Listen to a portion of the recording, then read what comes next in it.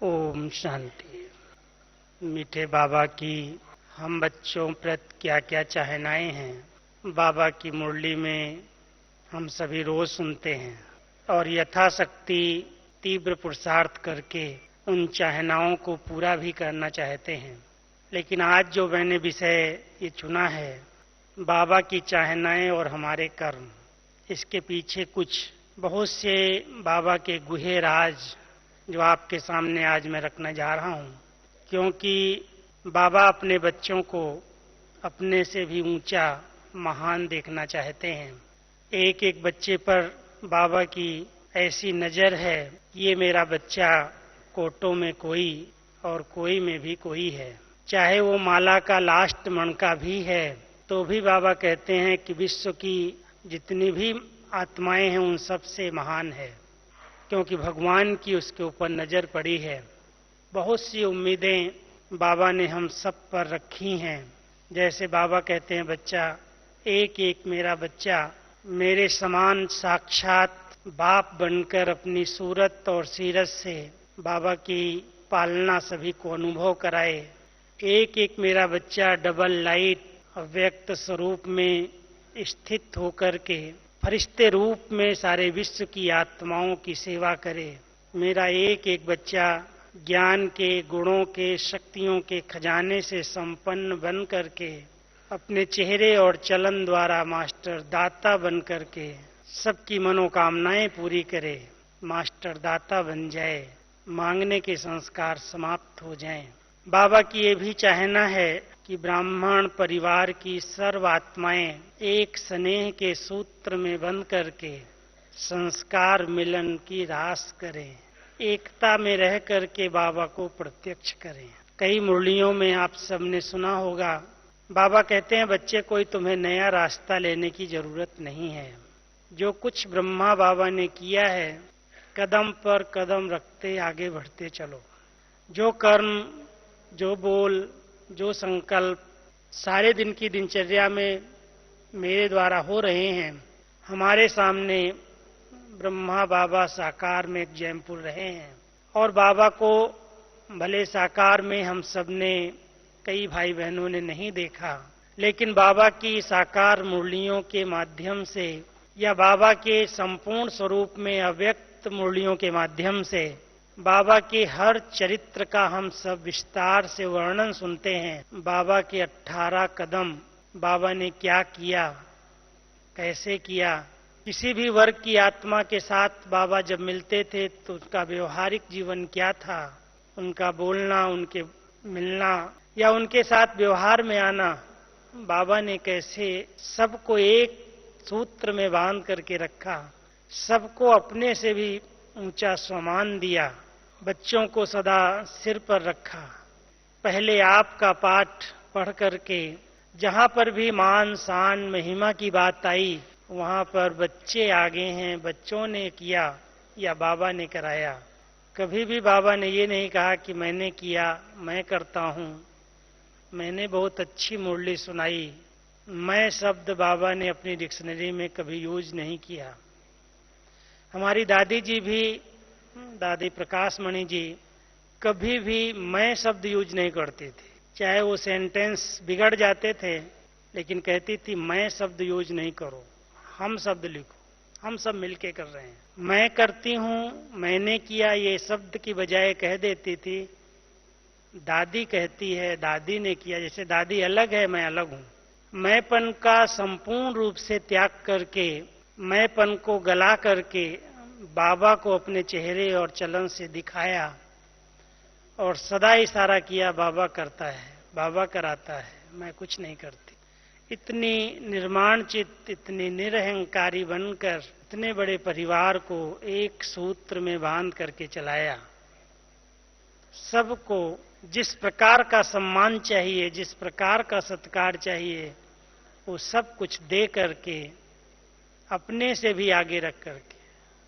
मुझे याद है लास्ट दिनों में जब दादी अपनी संपन्न स्टेज को प्राप्त हो रही थी, पता चलता था सारी विस्तार से सब बातों से बुद्धि समिट गई है।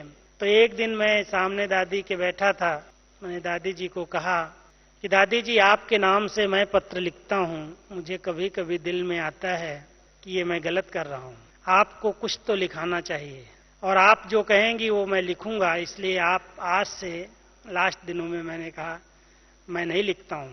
तो दादी कहती है ऐसा नहीं, दादी ने तुमको इतना सब सिखाया, अपने से भी अच्छा सिखा दिया, तुम मेरे से भी अच्छा लिखते हो, इसलिए दादी का इसमें वरदान है, इसलिए तुम भले मेरे नाम से लिखते हो, इसमें कोई हर्जा नहीं है, दादी ने तुमको छुट्टी दी है।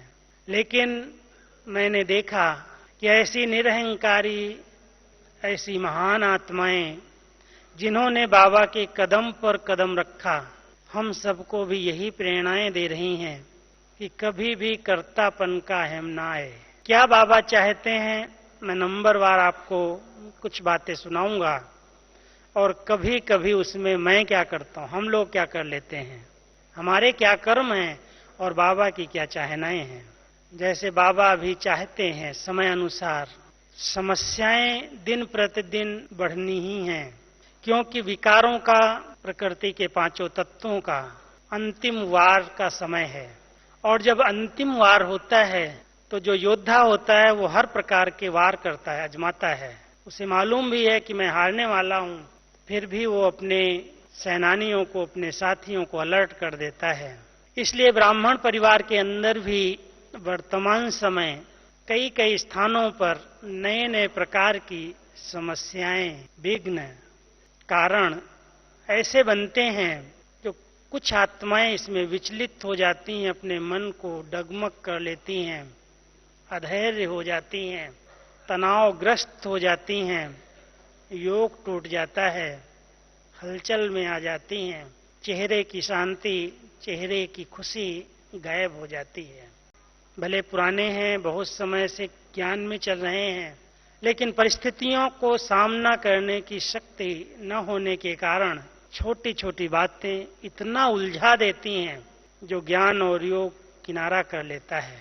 बाबा क्या चाहता है, मेरा एक एक बच्चा निवारण स्वरूप बने, समाधान स्वरूप बने, समस्या स्वरूप नहीं। कैसी भी समस्याएं आ जाएं, कैसे भी कारण आ जाएं, शारीरिक आए, मानसिक आए, आर्थिक आ जाएं, समाज के द्वारा आ जाएं, सरकार के द्वारा आ जाएं, प्रकृति के तत्वों के द्वारा आ जाएं, भटकती हुई आत्माओं के द्वारा आ जाएं, भले कैसे भी आ जाएं, बाबा अपने बच्चों को सदा मास्टर ऑलमाइटी के स्वरूप में देखता है।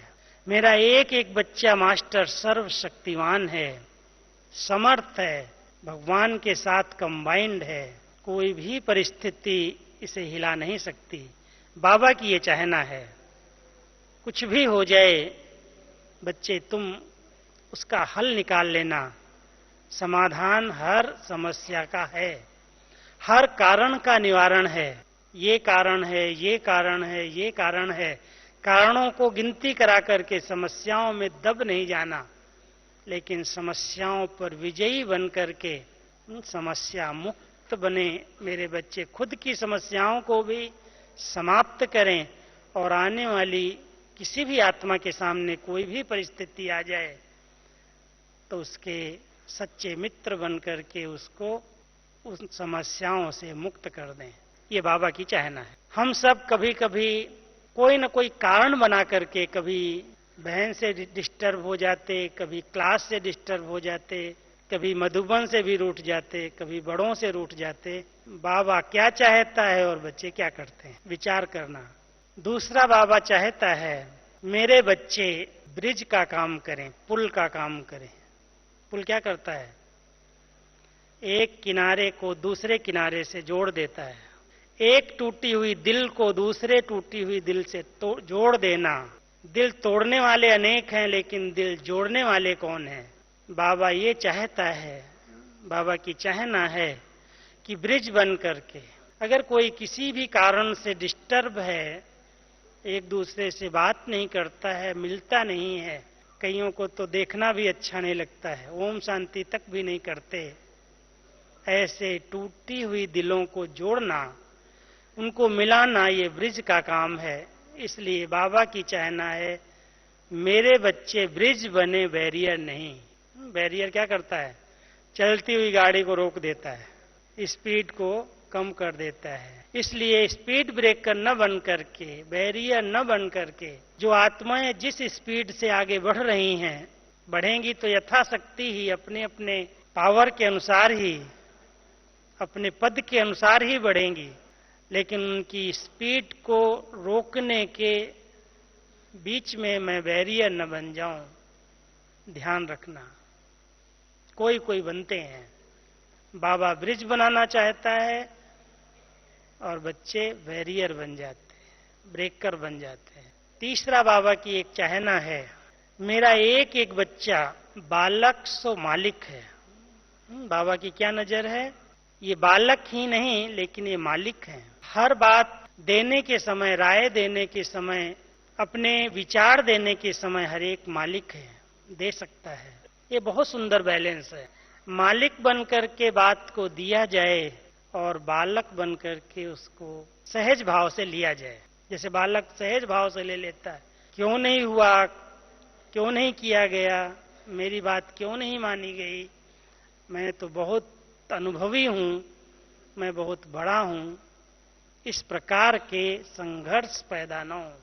तो हर कार्य क्षेत्र में बालक सो मालिक, मालिक सो बालक, ये बाबा की चाहना है। एक एक बच्चा, जितने बाबा के बच्चे हैं, सेवा के क्षेत्र में रहते हुए, संगठन में रहते हुए, एक अलौकिक परिवार के बंधन में रहते हुए, मालिक बनकर के राय जरूर दो। बात देना फर्ज है, लेकिन मानी गई या नहीं, किया गया या नहीं, अधिकार रख करके अथॉरिटी मत चलाओ, निशाने तक पहुंच। बोस नहीं बनना। जहां बोस बन जाते हैं वहां पर टकराव की स्थिति पैदा हो जाती है।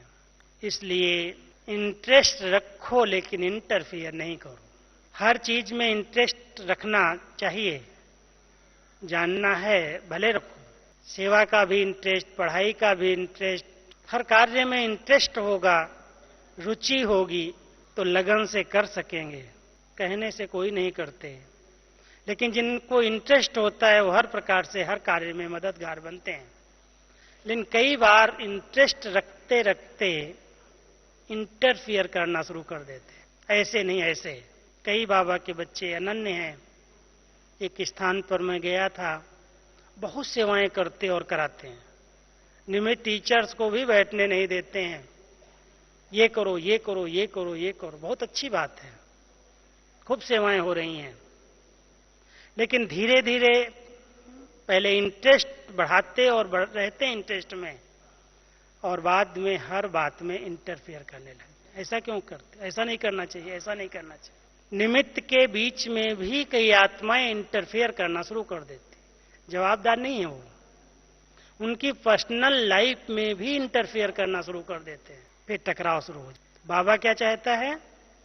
इंटरेस्ट रखना, इंटरेस्ट पैदा करना, रुचि पैदा करना आवश्यक है, जिससे उमंग उत्साह बना रहे, सेवाएं हों, आगे बढ़े, सभी उन्नति हो, बाबा की प्रत्यक्षता हो। बहुत अच्छा है, लेकिन समझदार समझ करके, अपने को बहुत योग्य समझ करके इंटरफियर न करें। इंटरफियर किया तो वहां पर वो रुचि समाप्त हो जाएगी, इंटरेस्ट समाप्त हो जाएगा। तो बाबा ये चाहता है और बच्चे ये कर लेते हैं। बाबा कहता है बच्चे एक दूसरे से मित्रवत व्यवहार करो, मित्र बन करके रहो, लेकिन दोस्त नहीं बनना। आप समझेंगे ये क्या है?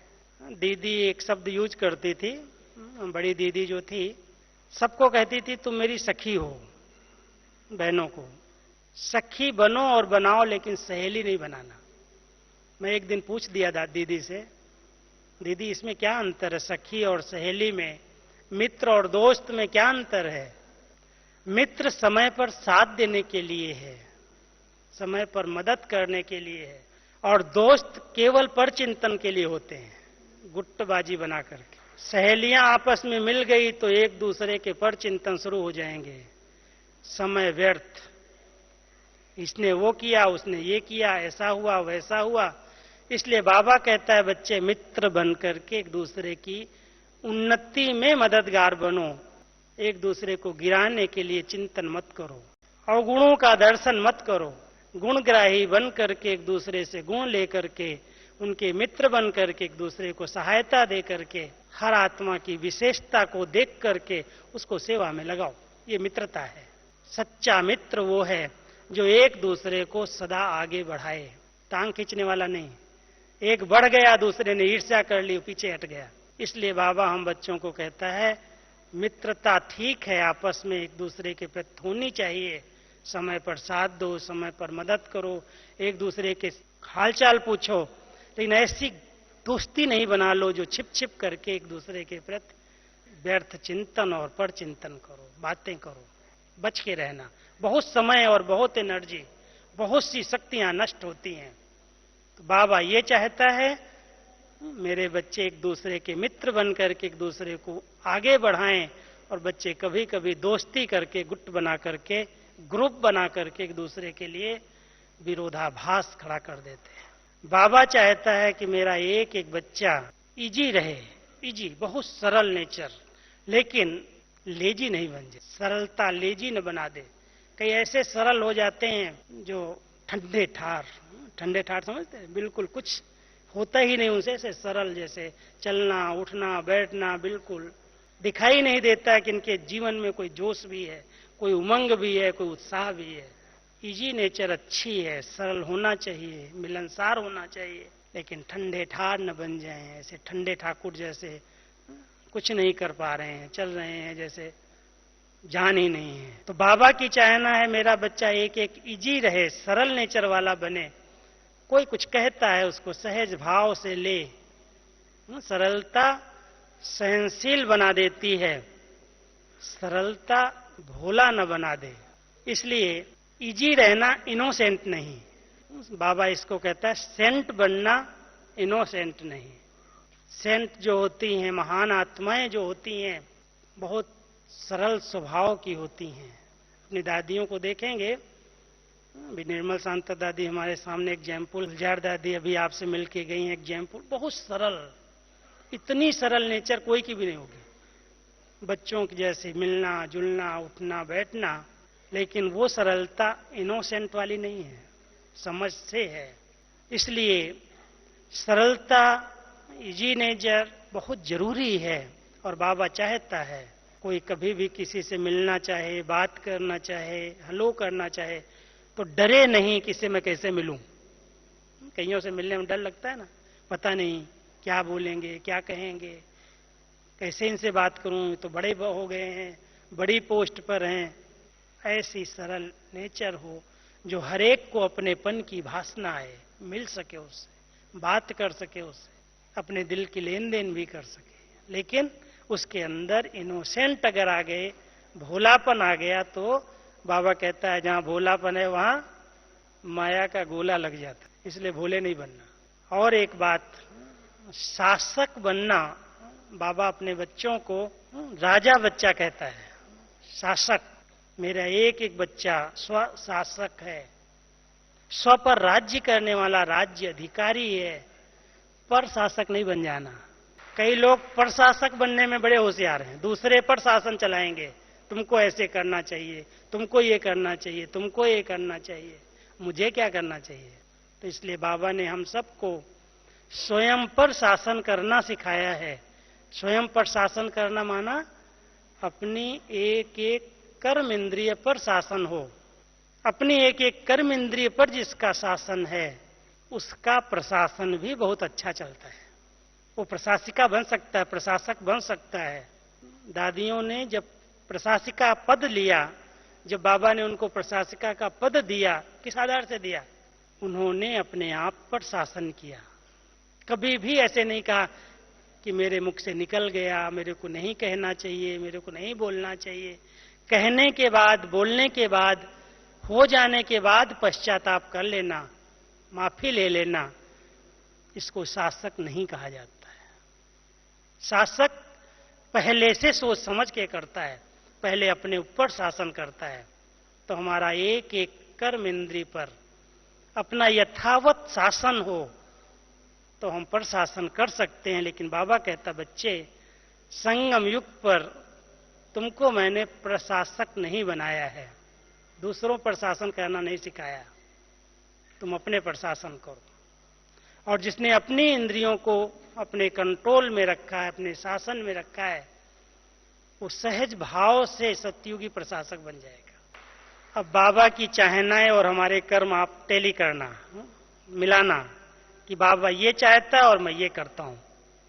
मान लो कोई आत्माएं बाबा की चाहना प्रमाण नहीं कर पा रही हैं, कुछ कारण हो सकते हैं, कोई पुराने संस्कार, पुराने स्वभाव, पुरानी आदतें, कोई हिसाब किताब, कुछ भी हो सकते हैं, ऐसे पराधीनता हो सकती है। कहते चाहता हूं नहीं हो पाता है।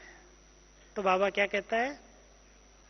बाबा कहता है बच्चे कुछ एक अपने आप से हठ पूर्वक वायदे करो, प्रतिज्ञाएं करो, दृढ़ता के संकल्प करो, अपने आप को पढ़ाना सीखो। दूसरे के पढ़ाने से कोई सुधरता नहीं। कितने भी लेक्चर हो जाए ना, बहुत मुश्किल है अपने आप को सुधारना। जब तक कोई एकांत में बैठ करके अपना टीचर नहीं बनता, अपने आप को नहीं संभालता, समझाता, तब तक वो अपने आप को परिवर्तन नहीं कर सकता है। इसलिए एकांतवासी बन करके अपने आप से बातें करना, बाबा ने इतनी श्रेष्ठ जीवन दी है, इतना महान बनाया है। और सबसे बड़ी बात बाबा कहता है बच्चे प्राप्तियों को याद करो। संगम पर तुमको कितनी प्राप्तियां हुई हैं। बाबा ने हम सबको नया जन्म दिया, जन्म देखते पालना इतनी ऊंची दे रहा है, श्रेष्ठ संग दे रहा है, इतना अच्छा ब्रह्मा भोजन मिल रहा है, इतने अच्छे सेवा के साधन मिल रहे हैं। कलयुगी जीवन से, कीचड़ से निकाला है बाबा ने। हम सब दिल से बाबा का एहसान मानते हैं। सचमुच बाबा ने क्या से क्या बनाया है। प्राप्तियों को याद करो, स्नेह उत्पन्न होगा। और जब बाबा के प्रति अटूट प्यार बढ़ जाएगा, स्नेह बढ़ जाएगा, लगन बढ़ जाएगी, तो स्नेह में कुर्बानी करना सहज होता है। कुछ भी बाबा कहेगा, भले कुछ कुर्बानी भी करनी पड़े, कुछ त्याग करना पड़े, कुछ सहन करना पड़े, कुछ भी करना पड़े, हम तैयार हो जाएंगे। स्नेह में तो लोग गला भी काट देते हैं, मर भी जाते हैं, कूद भी जाते हैं। ये स्नेह तो बाबा कहता है सच्चा स्नेह बाबा से है। सर्टिफिकेट बाबा से हमको मिलता है कि बच्चों का बाप से बड़ा अच्छा स्नेह, बहुत अच्छा है, पास कर देता है। लेकिन स्नेह की निशानी क्या है?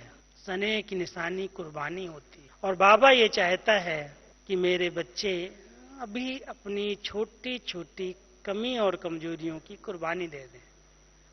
उसके लिए कुछ भी करना पड़े, सेंटर छोड़ना पड़े, स्थान छोड़ना पड़े, सेवाएं छोड़नी पड़े, एरिया छोड़नी पड़े, कुछ भी करना पड़े, लेकिन मेरे बच्चों की स्थिति ऐसी हो अब समय अनुसार जो इनके चेहरे और चलन से बाबा दिखाई देने लगे। वाणी से अभी तक बाबा को हम प्रत्यक्ष नहीं कर पाए, बहुत प्रयास हो रहे हैं, बहुत विंग्स बना ली, बहुत सेवाएं हमने की हैं, कर रहे हैं, लेकिन बाबा गुप्त ही है, प्रत्यक्ष नहीं हो रहा है।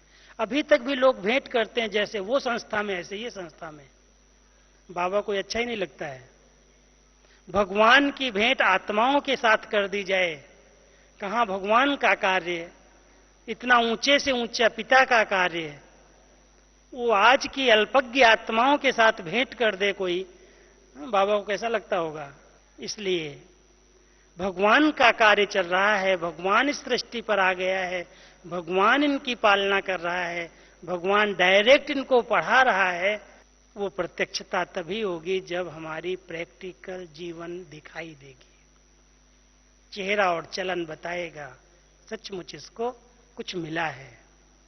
परिस्थितियां हो, कैसी भी समस्याएं हो, कुछ भी हो, लेकिन अगर हमारी स्थिति अच्छे से अच्छी है, चेहरे की 5 विशेषताएं आपको सुनाता हूं।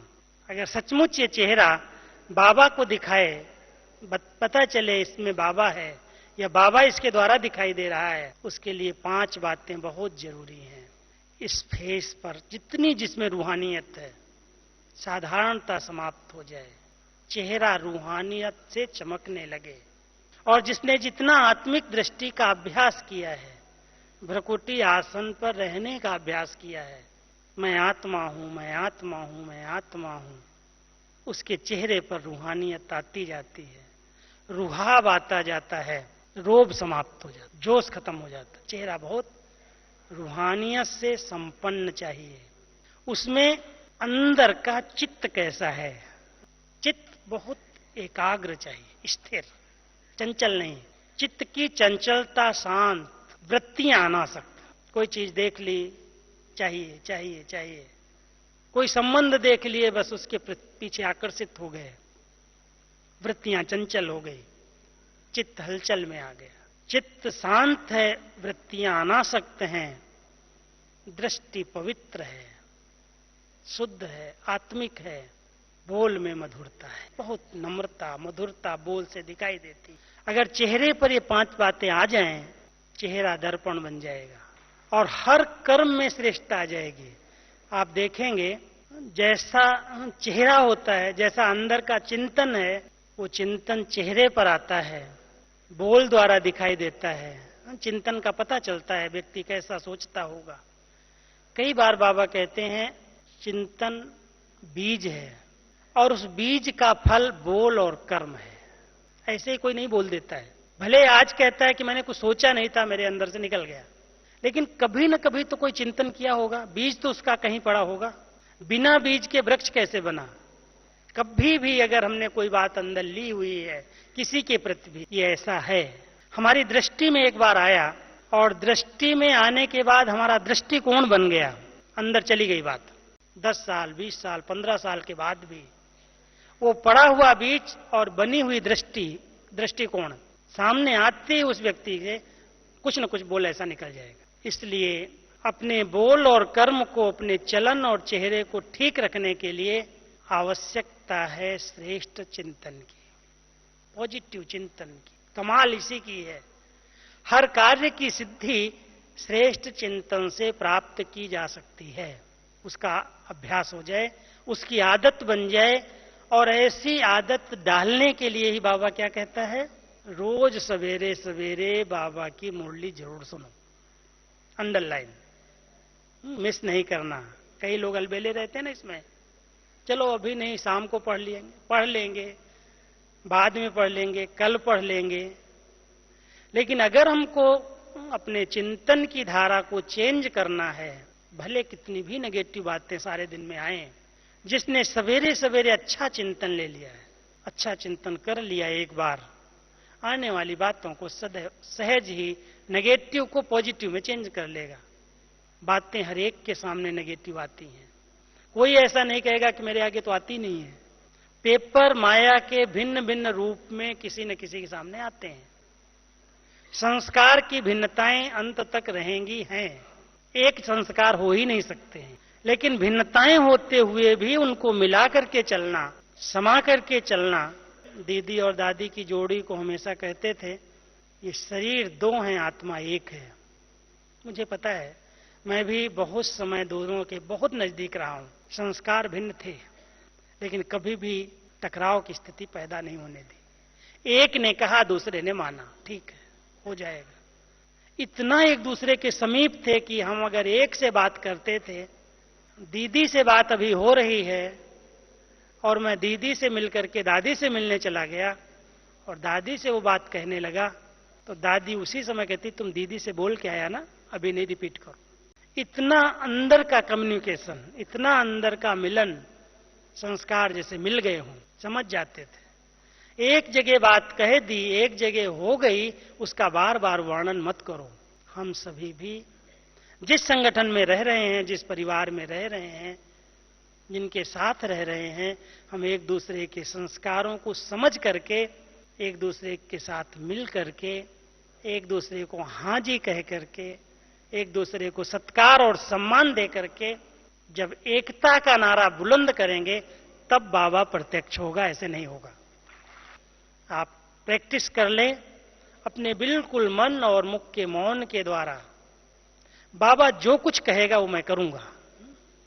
बाबा की सब चाहनाएं कौन पूरा करेगा? बच्चे ही पूरा करेंगे, हम ही पूरा करेंगे। तो हम सब के अंदर से संकल्प हो, जो कुछ बाबा कहेगा वो मुझे करना ही है।